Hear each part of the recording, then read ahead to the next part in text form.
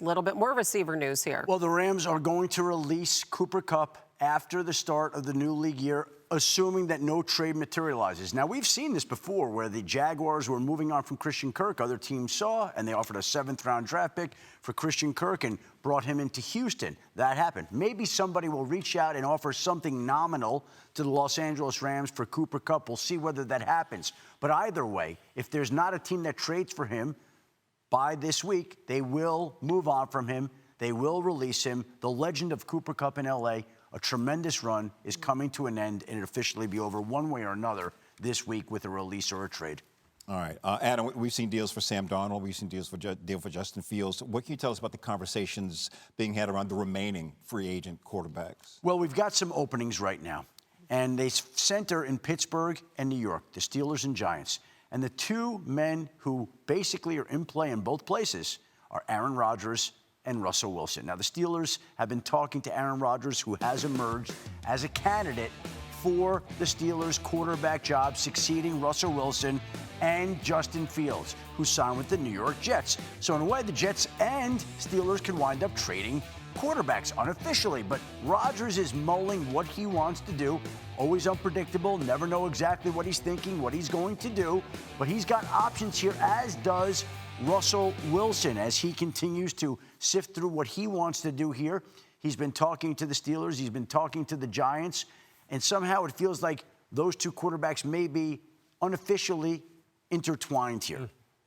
Yeah, I'll tell you, the Aaron Rodgers situation is a very interesting one, because I know there are people who are Pittsburgh Steelers fans who sit there and go, is that the best fit for us? Now, I'm just going to say this objectively. I think these two teams, I think they need one another in this regard, right? Pittsburgh needs to level up a little bit at that position. They need someone who has a better skill set than even maybe a guy like Rodgers. Maybe it's a better passer, a more accomplished passer than Justin Fields, regardless of how talented Justin is as an athlete. I still think Aaron will be better in 2025 than he was in 2024, coming off the Achilles. He's just going to be better than that. He is going to be motivated. Look, you heard what Max Crosby said about how he wanted him maybe in Vegas because he thought Aaron would have a good year. I think some of that is potentially true. I also think he needs to go to a place like Pittsburgh to where he knows I'm walking into a structure here. Yes. I'm not bringing in all my own stuff. Right. I'm not bringing Alan Lazard. I'm not bringing my own offensive coordinator. I'm not going to tell you what plays I want to run. Arthur, I'm going to listen to you, that being Arthur Smith, the offensive coordinator. Mike, it's your team. Tomlin, you've been here for forever. I just want to fit in and help level this place up. I think that could work, because right now, look, where they sit in the draft, At 20, you think they could draft a quarterback? I think they could. Yeah. I think they could move back and draft one. Everyone knows I'm the president of the Tyler Shuck fan club. That's right. So, hey. That's right. Keep the name in mind. I'm just saying. You heard it here. Just keep it in I mind. think Tyler Shugg could be a first-round pick. I absolutely do. Wow. Okay. I love it. I believe everything you say regarding quarterbacks after Jane Daniels. And we have some other quarterback news that just came in. Okay. Okay, good. Former Jets and Broncos quarterback Zach Wilson reached agreement with the Miami Dolphins to stay or return to the AFC East and back up Tua Tagovailoa, an important position in football. Wilson is going to go down to Miami, back up Tua, get a chance to work under Mike McDaniel. We'll see how that works out. And we can just see it now, right? Zach Wilson's going to start against the Jets at some point. There you go. That's coming. Oh, my gosh. And beat them. And beat them. Let's stay in the division. I love it. That's why today is so much fun. Yeah. All right, let's talk about New England. They entered free agency with the most cap space in the league. They're putting it to very good use.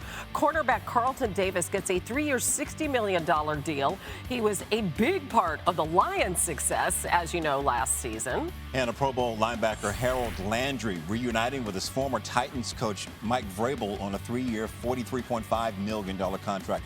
Former Raiders linebacker Robert Spillane gets a 3-year, $37.5 million deal. Also, we mentioned it earlier. This was huge. They add arguably the best available defensive tackle, Milton Williams, a contract that averages about $26 million a year. He had 5 sacks for the Super Bowl champion Eagles last season. On the offensive side, New England landing former Jets tackle Morgan Moses for 3 years and $24 million. Franchise QB Drake May was sacked 34 times in 13 games last season. All right, Lewis, give them an early grade, and what else do they need to do? What's their homework? Look, I think this is an A+ so far. I mean, they're addressing all the things they need to on the defensive side of the ball. Those are some home run signings to me. Milton Williams, I thought, was the best player regardless of position in this free agency class. That age, with that kind of upside still, you see where they paid him. He's right now, I think it's like top 7 in terms of defensive lineman play, whether it be defensive ends or defensive tackles. I mean, he's right up there. It's like $26 million, right? So I think they've done fantastic. They still need a wide receiver. They got to get Drake May some help on the perimeter. Look, make a run at T. Higgins. I know Mike Brown probably won't trade him from Cincinnati, but you got to try something to get a true number 1. Do not be surprised if they now go after a guy like Cooper Kupp. Cooper would be perfect for them. They need pass catchers for Drake May. Well, they were after Chris Godwin. Yeah, they went hard. They were, and he stayed in it's almost Tampa the same Bay. kind of profile, Why? right? He stayed in Tampa Bay for seemingly less money. No, though, not right? seemingly. 66 millions It was less. 3 years, 66 million. I think the Patriots offer was getting up around 28, So 29 million a year. He took less in Tampa, no state tax, comfortable there. No state tax. No state tax, comfortable there, knows Mike Evans, knows Baker Mayfield, comfortable with the organization, has his foundation there, didn't want to leave there, to go to New England for an extra $6-7 million a year. To him, what's an extra 6-7? To him, That it makes wasn't sense. worth I said it. that No, every day. no, I really respect that. It makes sense. No, but I mean, no. it's like funny You know to say, what? like, you know, It's like, not always you just want that about for an extra money, okay, guys? No, I respect that. That's cool. Yeah, it good is. for them. They could have another division title the way things are going. They could. Gentlemen, we could be here all day. We have to take a break. Thank you. We'll be back soon. Any breaking news, we'll be checking in with you Ryan guys. Kelly, Pro Bowl center to the Vikings. Whoa. 2 years, $18 million deal. Okay. There you go. Lewis, your Hey, thoughts? Continue to fortify the offensive line. It's J.J. McCarthy time, baby. J.J. McCarthy. And who knows who else, Yeah. right? We don't know. There you go. What can you share with us about this move, which reunites Darnold with Clint Kubiak, by the way? They worked together in San Francisco. Yeah. And I think when Seattle trades Geno Smith for a third-round draft pick, they do so with the idea that they're going to have a clear path and a realistic chance to land a quarterback like Sam Darnold. You don't make that trade and think that you're not going to be able to land a guy like Sam Darnold. And so they go out, they get 8 years younger at the quarterback position. They lose Geno Smith. That wouldn't have been their ideal choice, but they still get younger. They get an additional third-round pick, and they get Sam Darnold done at a 3-year, $100.5 million contract with $55 million guaranteed. And there's a lot of change in Seattle. A lot of people moving on. No Geno Smith, no DK Metcalf, no Tyler Lockett. This is a new Seahawks team, a new chapter. Yeah, So I was going to ask you, what do you make of the fit? Yeah, the fit is great. Like I was going to say, there's like 2 different components to it, though, right? I mean, I think ideally as a quarterback, you want to make sure you're going to a system that has coaches that kind of align with you. Gotcha. Right? Because I mean, that's what Sam has found now. He found that in San Francisco, although he wasn't the starter under Kyle. He goes with Kevin O'Connell in Minnesota. It's perfect. It's that kind of system, that same West Coast type of system. Now he goes out here with Clint Kubiak. It's the same kind of system. So if you're Sam Darnold, you're going perfect. Now here's the problem. Offensive line may not be as strong as Minnesota. Wide receiver core may not be as strong as Minnesota. The running back situation is good, but there's still work to be done by John Schneider, the general manager there. But for him, the foundational pieces really are there in terms of, and we talk about this all the time, right? How important is quarterback fit in terms of It's everything. philosophy, terminology? Sam can go in there maybe, almost teaching it. So that's good for him. You just got to help him now in order for him to duplicate some of the success he had in Minnesota. Yep. Seahawks currently 7-1 to win the NFC West, longest odds in the division right now. You know who we have to check with? Our resident Seahawks expert and superfan, Mina Kimes, is standing by. Mina, what did you think of this move, and what do you think Darnold brings to Seattle? Yeah, I think he brings a lot of the skills we saw on display last year with the Vikings. It was obviously an incredible season for Darnold, and you saw the traits that made him go at the top of the draft when he was taken by the Jets. The arm talent, the ability and willingness to push the ball downfield, give receivers a chance, some playmaking as well, and the system fit that Lewis described, which of course does translate to Clint Kubiak in Seattle.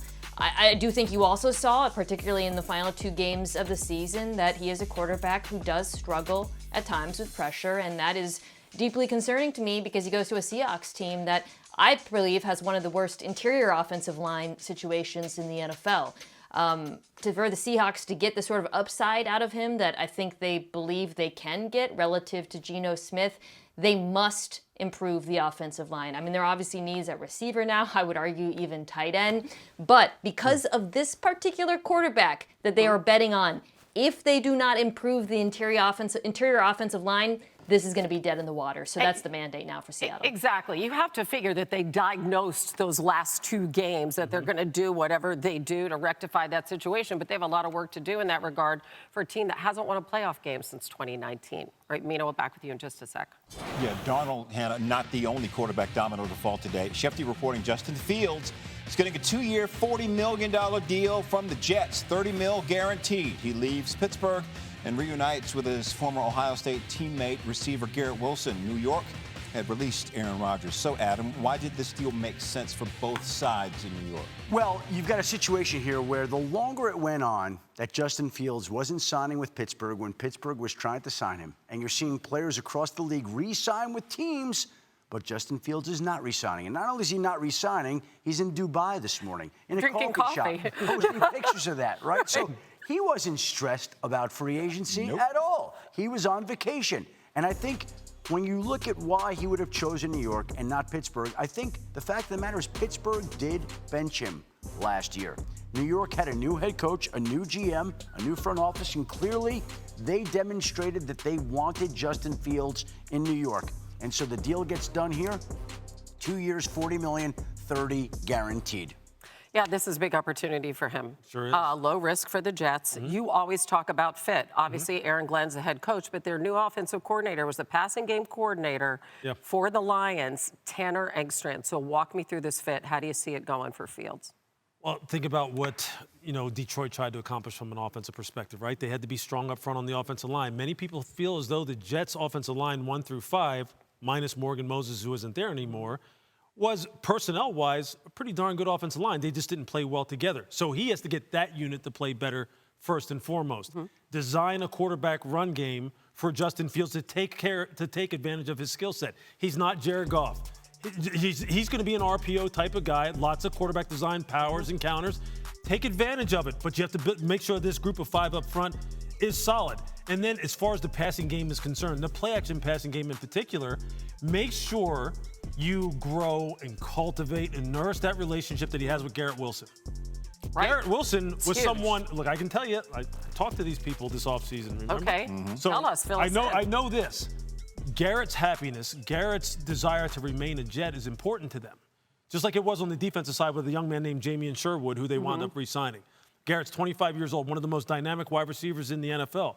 What better way to kind of appease him a little bit and say, hey, look, maybe if this works out, we're going to bring your guy in here. Your quarterback, Hey, I think it's in both of their best interests to make that kind of situation work and for the organization overall. So I think as far as fit is concerned, there's a lot of reason for everyone to work hard to make this work out. We've seen it work with Burrow and Chase, right? That college connection. Now, that's really cool. Longest active playoff drought, by the way, in all of the NFL, 14 seasons. Let's go, Jets fans. They need something positive. No doubt. We do. Mina, first off, what is your reaction on Fields going to the Jets? I think it's a reasonable deal. I know 2 years, $40 million, you hear that, it sounds like a lot of money, but honestly, when you look at quarterback contracts these days, it's not a lot of money. It's really just like a 1-year deal. And it suggests that the Jets aren't overspending in on the quarterback position this year, which I think is smart. I do not think this is a football team that's a quarterback away.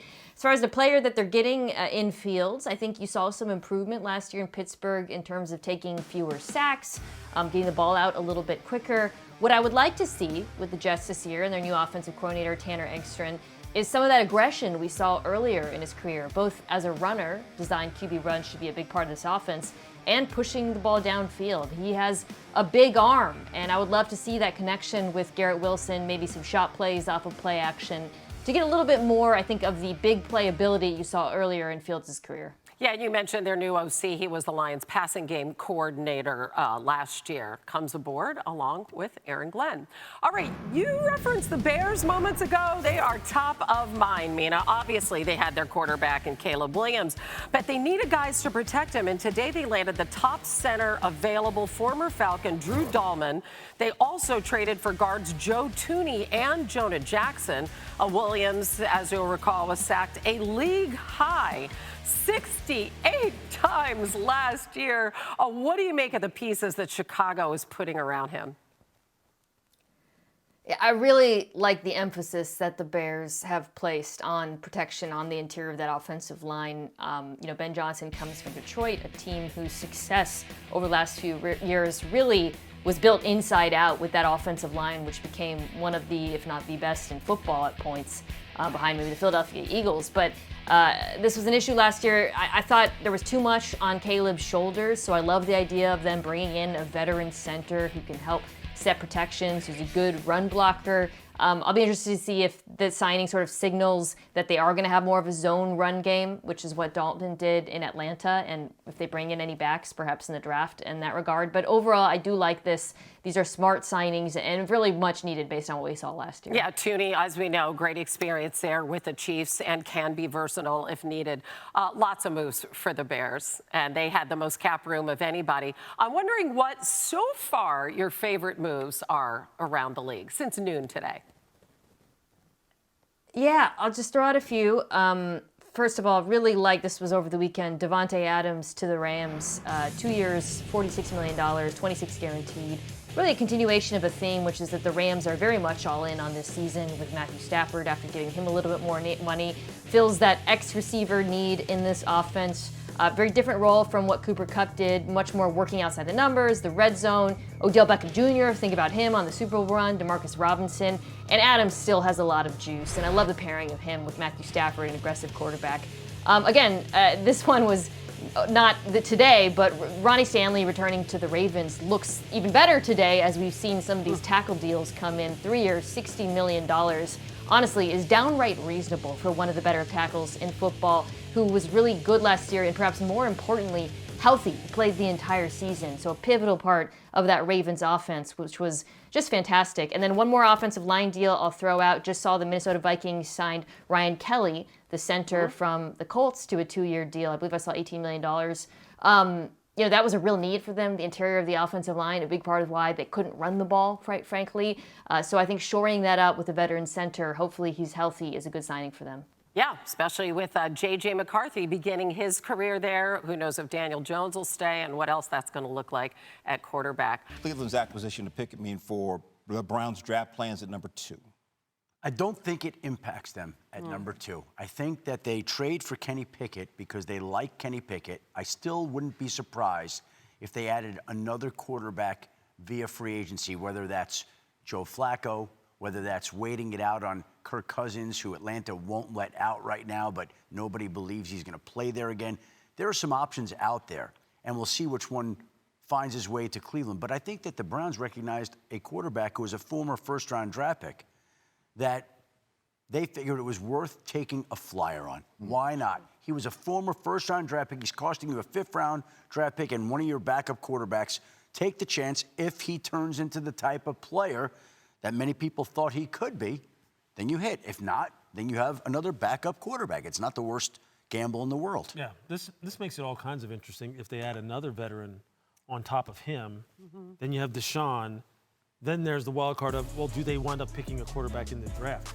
I mean, it's wild because then you may wind up having 4 guys that maybe they're sold on, maybe they're not sold on. This is a very interesting situation for them. It's like they're going to roll a bunch of different people out there and just let the best one rise to the top here. I told you, I initially thought they were in the quarterback camp. I've come to change my mind over time. Really? The more I listen to, the more I think that they're not married to going quarterback. So go Carter or Hunter or maybe trade it to 1. Right. Maybe they trade it to 1. Okay. So there are going to be options, but I think that they're saying we're not going to be forced into anything that we don't want to do right now. And they see a quarterback with some upside, and they'll roll the dice. You know what? That's a smart way to do things. That's what free agency really is for.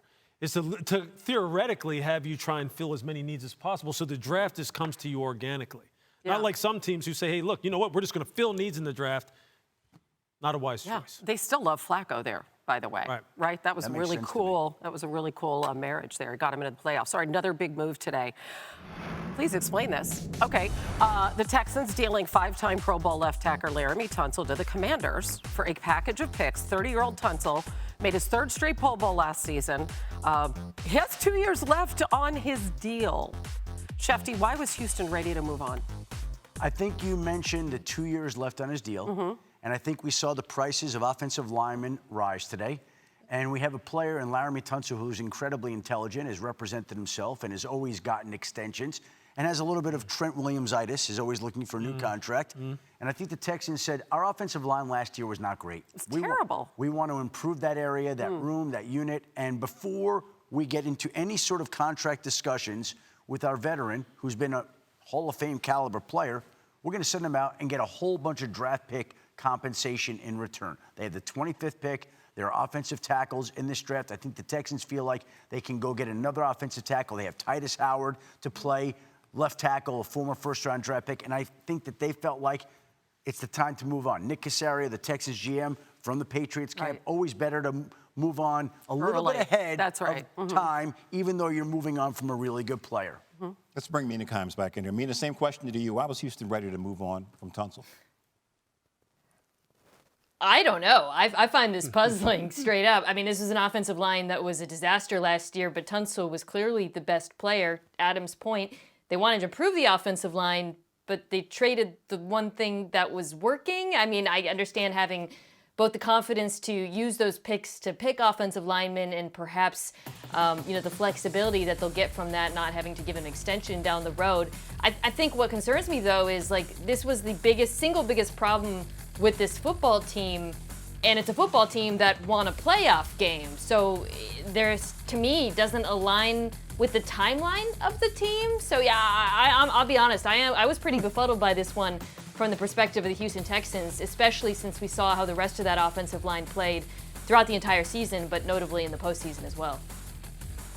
It's a little puzzling from the Texans standpoint, and I get it. Some people like to try and move on early rather than late and feel as though they're going to rely on their drafting prowess to be able to find the next guy. Sometimes that's fool's gold. Sometimes it works out for you. But if you're Washington and you're Adam Peters right now, you're sitting there going, yay. Bingo. Yes. Yeah. We just solidified the left side of our offensive line for a football team that is winning right now. That does have maybe the most dynamic it's not maybe. They have the most dynamic young quarterback in the league right now. And they are pushing to win the NFC overall.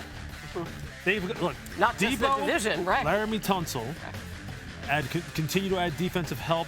Find yourself a running back that can rip off big plays, just like you see Terry McLaurin doing there on your screen. And Washington is in it, man. They are right there. Washington has traded in recent months for Marshawn Lattimore, Deebo Samuel, Laremy Tunsil.